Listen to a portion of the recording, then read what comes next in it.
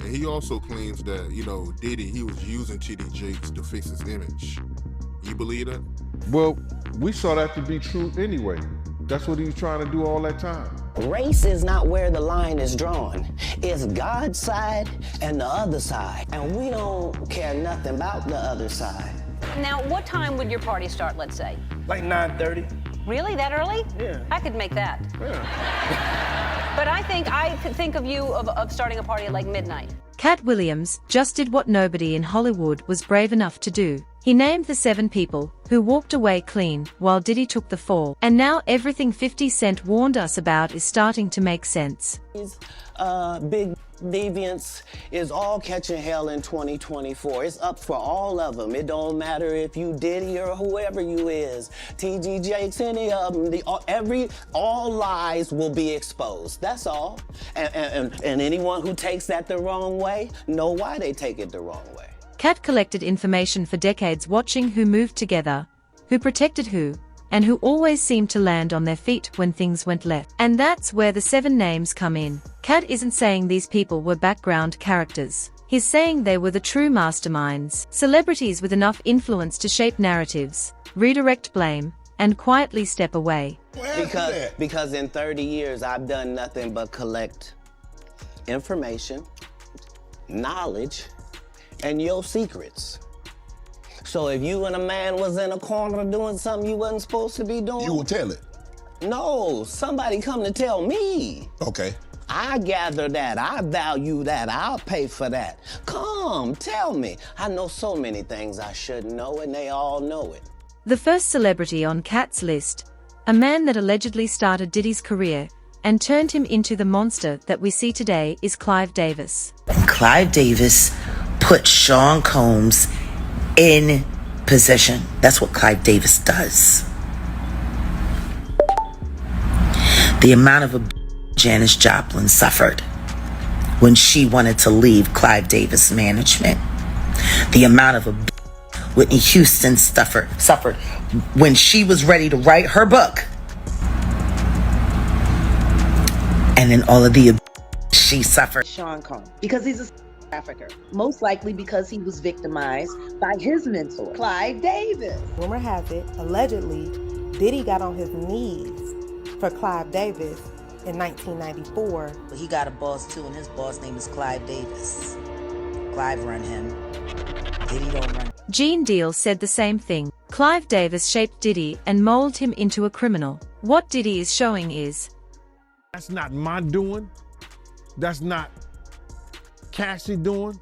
That's his doing and his learned behavior from the people that mentored him. You gotta realize, man, he learned from Andre Harrell. He learned from Russell Simmons. He learned from Clyde Davis.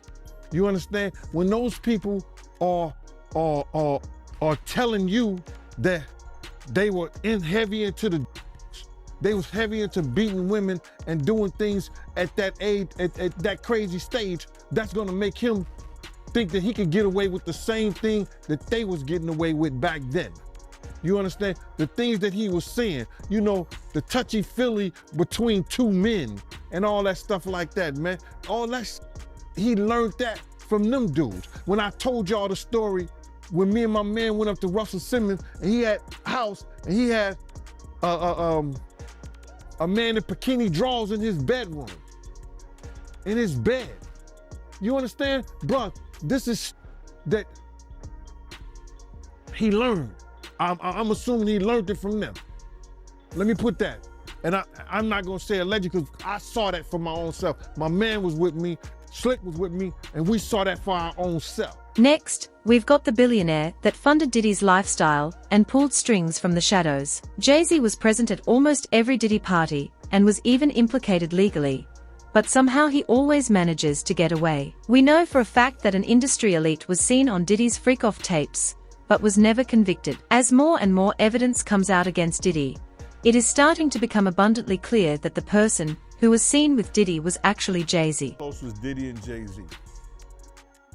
They was close enough that they wasn't playing basketball, they wasn't playing baseball, they wasn't playing football, and they wasn't playing hockey, or soccer for Diddy to come on stage, pat him on his ass, and then make the statement to people in the world that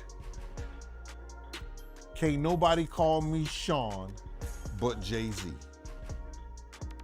Now, I don't know what kind of statement, and I can't say, I wish I could say half a homo, but I know I can't say it.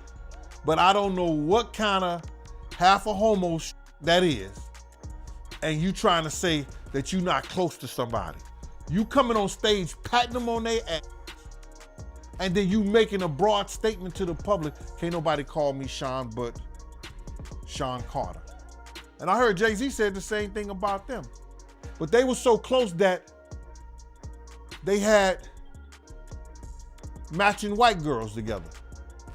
Because when they used to see each other, they used to say, yo, how your skinny white girl doing? He'd be like, yo, how your skinny white girl doing? So, I guess that's a certain type of closeness. I ain't know anything about that, man. I ain't know about, Jay touching his, ass. I gotta go see the video. I ain't hear about that. Come on, man. Everybody's seen that. 50 even pointed it out. Excuse me. When they was in ATL on stage. Remember when 50 bum rushed the stage with them? Yeah, I think I recall that. When Puff came on stage, first thing he did was pat Jay-Z on that. But I forgot. That's your favorite rapper. Hey, him and Pockets 1A, 1B. But what's your issue with Jay, man? I didn't know you had an issue with him. I'm never a fan of somebody that I was gonna knock out. Jay-Z is worse than Diddy because he's smarter and works in the shadows. Diddy's only mistake was being loud about his crimes. Cat's point is that Jay did more, but he did it less publicly. He didn't attach his name to any of the crimes and let others draw attention, while he stayed protected behind lawyers, brands, and rumors. Diddy took the fall. When the walls started closing in around Diddy, Jay didn't need to explain anything. Motherfuckers be gay in Hollywood, you never expected. They be having these big mansion parties, and the mansion party, the whole mansion is a party, and then it's a separate party in the little rooms. I ain't been famous that goddamn long. I'm excited in a mother be at the mansion party. You be looking at all the goddamn rooms, and you around and look in the wrong room and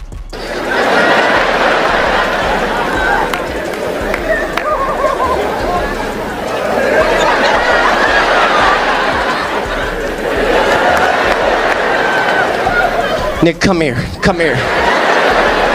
Is that two kissing?